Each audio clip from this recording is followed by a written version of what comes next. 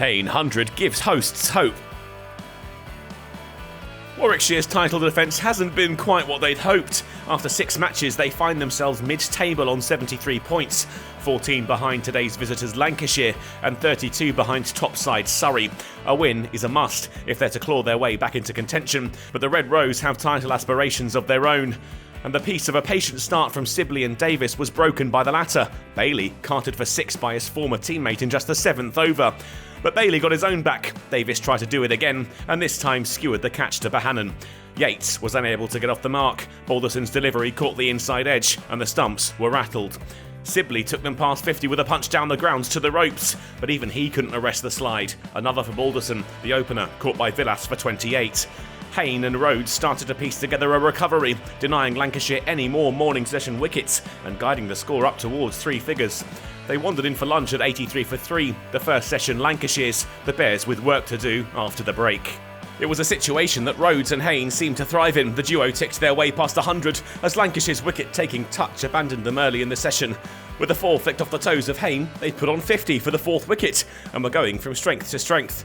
But Rhodes fell for 23, caught by Villas off the bowling of Will Williams for his first Lancashire wicket. Hain, though, closed in on a 50. The half-century reached with a single off Balderson. He'd taken 91 balls to get there, and the knock was proving to be a crucial one for the Bears.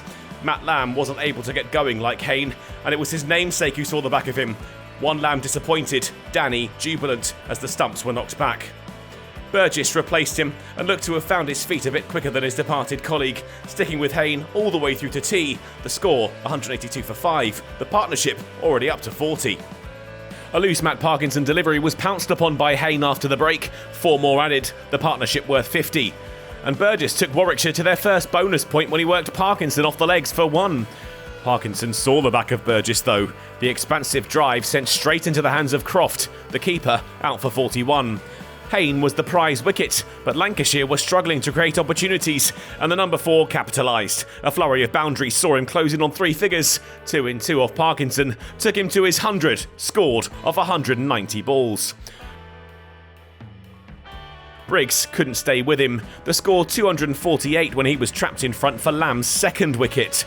Hain then took them beyond 250 with another boundary, this one off Tom Bailey.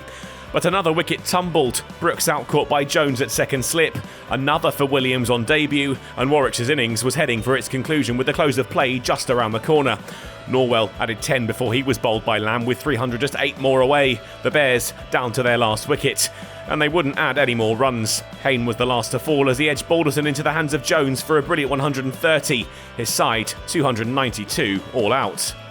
That was the last action of the first day. Lancashire will return to Edgbaston tomorrow, ready to get their innings underway, knowing the game is still anyone's. The total far from commanding, but not quite as low as the visitors had hoped.